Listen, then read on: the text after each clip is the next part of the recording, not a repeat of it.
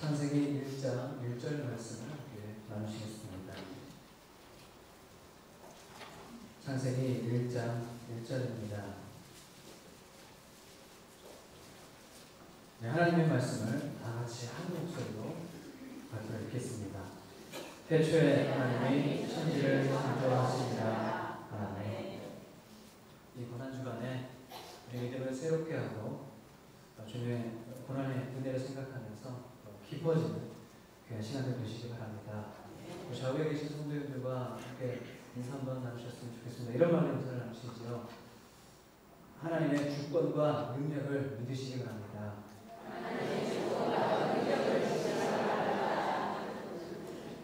또 한 번 인사하실까요? 신앙의 천재가 되십시오.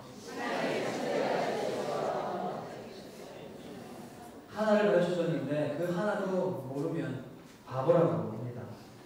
하나를 가르쳐줬는데 두세 가지를 알면 평범한 사람입니다.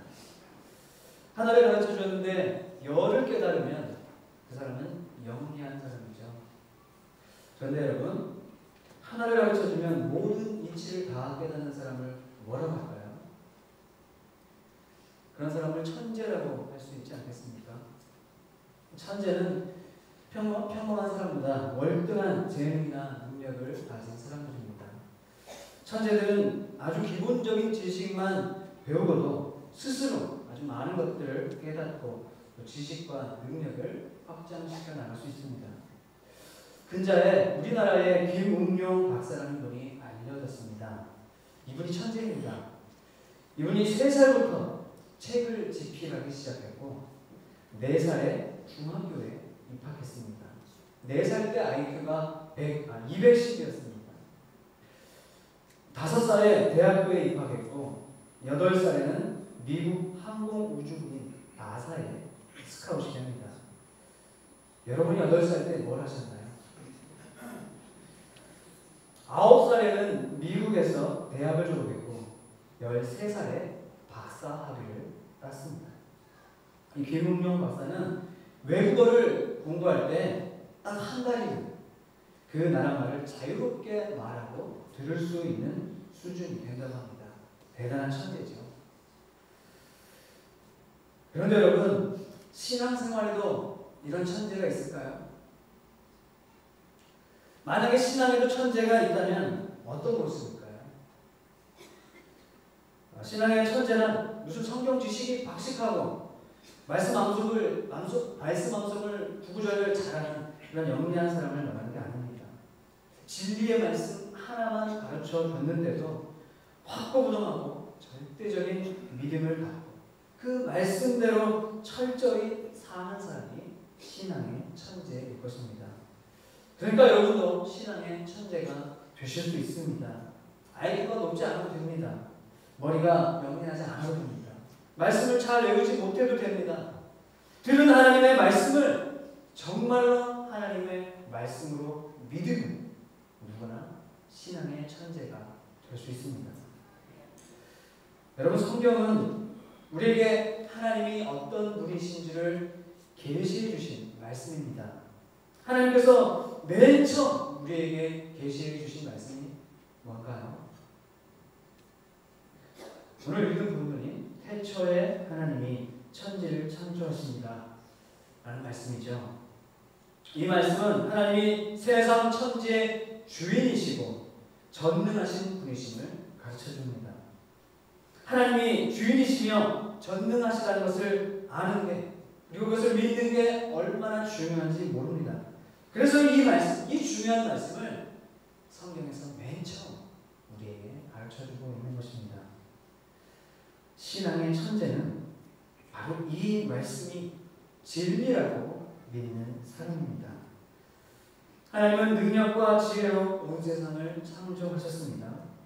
이것이 정말로 믿어지면 성경 요한계시록까지 성경 전체가 다 믿어질 수밖에 없습니다. 그래서 신앙의 천재는 어떤 상황에도 한결같이 이 하나님의 주권을, 주인 되심을 인정합니다.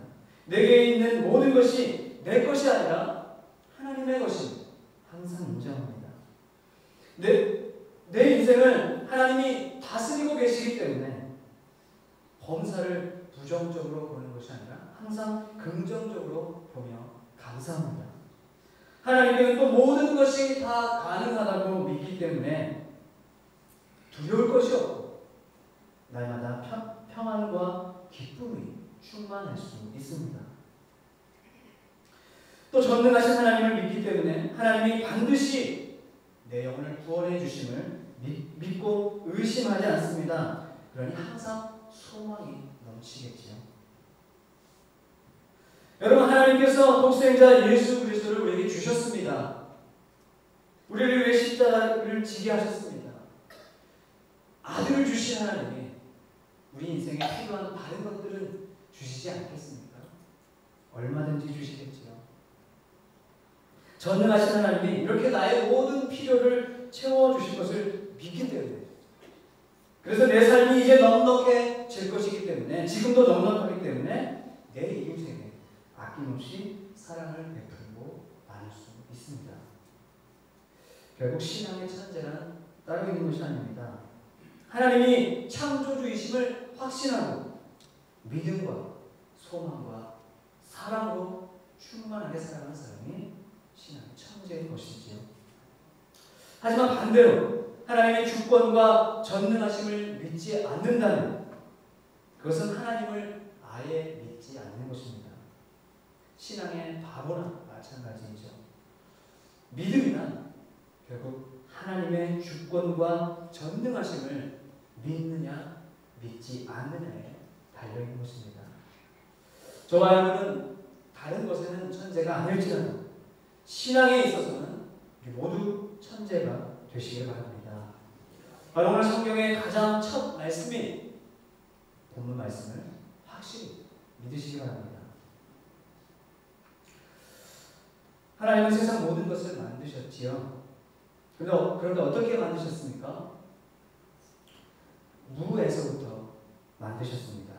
히브리서 11장 3절의 말씀입니다. 믿음으로 모든 세계가 하나님의 말씀으로 지어진 줄을 우리가 아나니 보이는 것은 나타나는 것으로 말미암아 된 것이 아니니라. 하나님은 아무것도 없는 것에서 지금 이 세상을 만드셨습니다. 허공에다가 우주를 채워 넣으신 것이 아닙니다. 허공 자체를 만드셨습니다.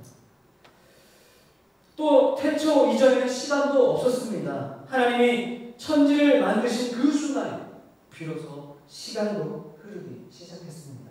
그래서 태초가 시작된 것이죠. 이 말씀을 통해서 하나님은 온 세상의 주인이시라는 것을 믿을 수 있습니다. 하나님은 주인이시기 때문에, 주인이 뭡니까? 마음대로 할 수 있는 건 아닙니까? 하나님은 이 세상의 주인이시기 때문에 세상을 마음대로 하실 권세가 있으십니다. 그래서 우리가 무언가가 필요할 때가 있으면 하나님께 달라고 구하기로 할 것입니다. 하나님의 허락하심이 없다면 우리는 이 세상에서 아무것도 얻을 수 없을 것입니다. 예수님은 이것을 마태복음 10장 29절에서 이렇게 가르쳐 주셨습니다. 참새 2마리가 한 아사리온에 팔리지 않느냐? 그러나 너희 아버지께서 허락하지 아니하시면 그 하나도 땅에 떨어지지 아니하리라. 하나님이 허락해 주시지 않으시면 우리는 참새 한 마리도 얻을 수 없다는 말씀입니다. 그럼 그 범사의 하나님을 의지하지 않고서는 우리는 절대로 이 세상을 제대로 살아갈 수 없는 것입니다. 그런데 여러분, 실제로는 우리 일상생활에서는 하나님을 의지하지 않아도 잘 살 수 있는 것처럼 보입니다. 불신자들을 보면 하나님을 의지하지 않지만 잘 사는 것처럼 보이죠. 왜 그럴까요? 왜냐하면 하나님께서 기본적으로 많은 것들을 사람들에게 이미 허락해 주셨기 때문입니다. 그래서 사람들은 하나님이 천지의 주인이심을 쉽게 망각하고 삽니다. 그러나 하나님은 주인이시기 때문에 언제든지 하나님 뜻에 어긋나면 허락하셨던 것도 취소하실 수 있습니다. 만약 세상 안에서 우리 마음대로 다 할 수 있는 것처럼 그렇게 교만하게 행동하다가는 심판의 날에 큰 낭패를 보게 될 것입니다. 하나님은 그런 교만한 사람을 싫어하여 넘어뜨리신다고 말씀하셨기 때문입니다. 그러므로 하나님을 의지하지 않고도 잘 사는 것은 결코 잘 사는 것이 아닙니다. 우리는 불신자들처럼 우리에게 있는 모든 것을 원래부터 내 것인 것처럼, 내가 처음부터 주인인 것처럼 그렇게 착각하고 살면 안 됩니다. 항상 하나님이 모든 것의 주인 되심을 인정하며 그 앞에 겸손히 의지하셔야 합니다. 또한 오늘 본문은 하나님의 놀라운 능력이 있음을 우리에게 가르쳐줍니다. 하나님은 없던 세상도 만드신 분이시죠. 그러니 하나님께 못하실 게 있을까요? 여러분, 하나님이 홍해를 만드셨는데 홍해를 가르는 일은 어려워하시겠습니까? 하나님께서 생명을 창조하셨는데 죽었던 자를 다시 살리시는 것은 어려워하시겠습니까? 없던 것을 있게 하신 분이 있는 것을 없게 하지는 못하시겠습니까? 하나님께는 능치 못하실 일이 없습니다. 그래서 우리가 하나님을 의지하여 하나님의 도움을 받으면 우리 삶에 불가능한 것이 없어지게 되는 것입니다. 빌립보서 4장 13절 말씀입니다. 내게 능력 주시는 자 안에서 내가 모든 것을 할 수 있느니라. 여러분, 이렇게 우리 신앙생활에서 가장 중요한 것은 하나님의 무한하신 권능을 아는 것입니다. 이렇게 하나님의 권능을 알고 그 하나님께 의지하면 우리는 놀라운 은혜와 축복을 누리며 살 수 있습니다.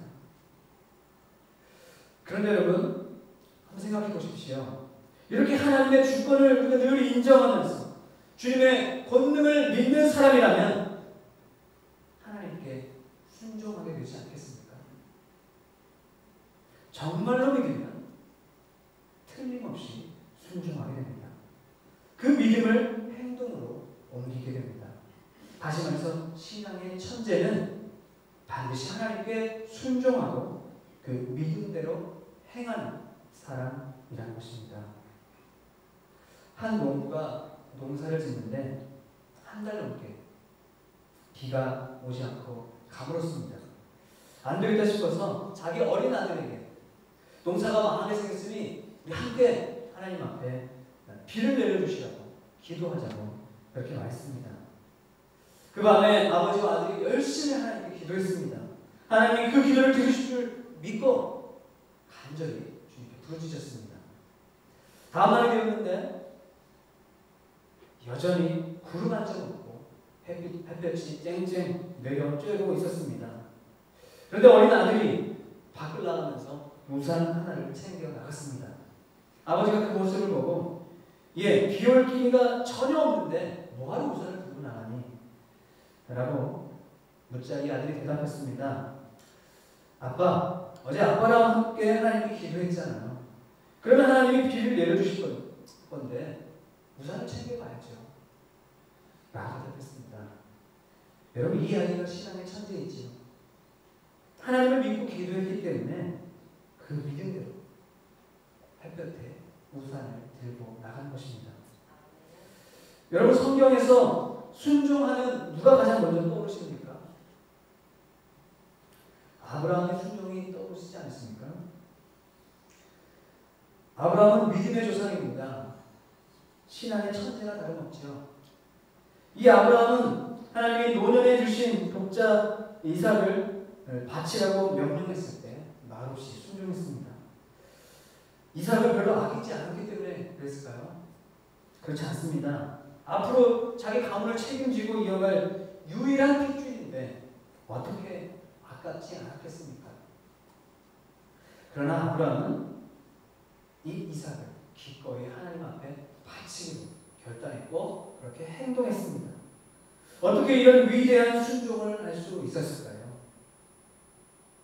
그것은 아브라함이 하나님의 권능을 알고 하나님을 정말로 믿고 의지했기 때문입니다. 히브리서 11장 19절의 말씀입니다. 그가 하나님이 능히 이삭을 죽은 자 가운데서 다시 살리실 줄로 생각한지라. 비유컨대 그를 죽은 자 가운데서 도로 받은 것이니라.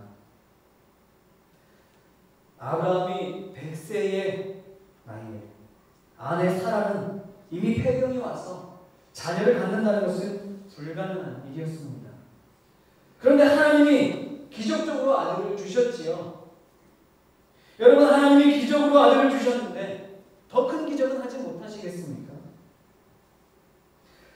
이 아브라함은 생명을 주신 하나님이라면 당연히 죽은 자도 얼마든지 다시 살리실 수 있음을 믿었던 것입니다. 그래서 그런 위대한 믿음의 행동을 할 수 있었던 것입니다. 이렇게 하나님의 권능을 알게 되면 하나님께 순종할 수밖에 없는 것이죠. 믿음의 행동을 하게 되어 있는 것입니다.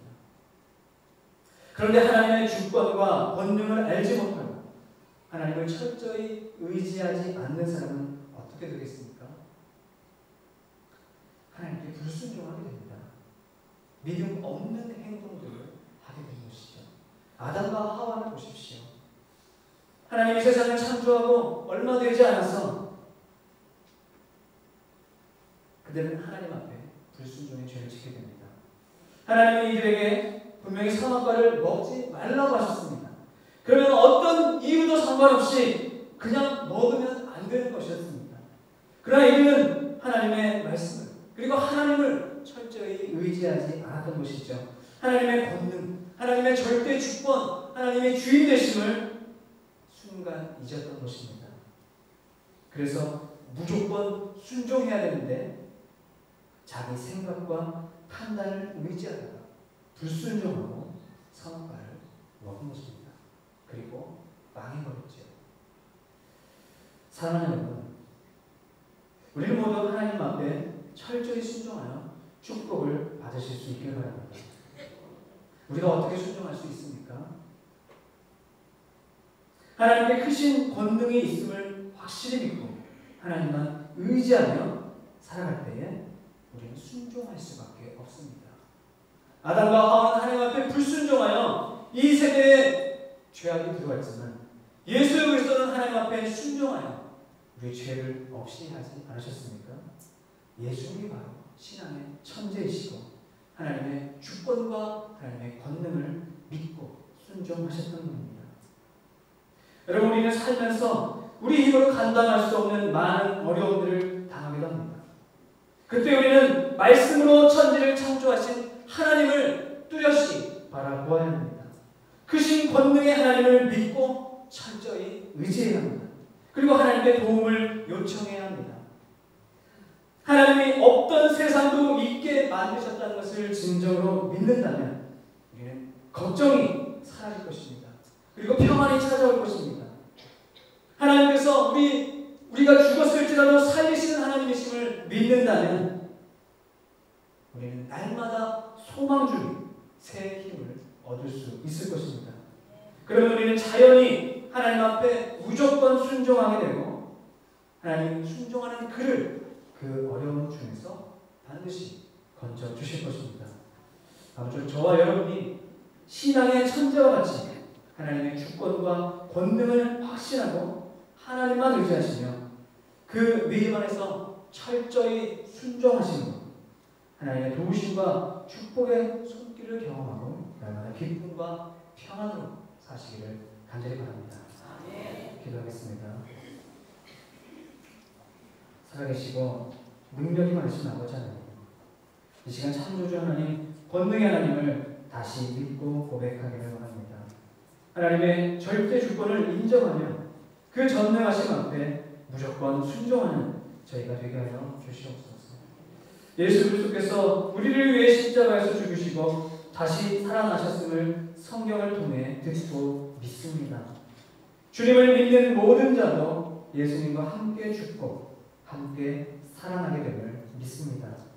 그 믿음을 따라 저희의 삶이 죄에 대하여는 철저히 죽고 부활과 영생을 소망하며 날마다 참 기쁨을 누리게 하여 주시옵소서. 우리와 함께 하시는 예수님의 이름으로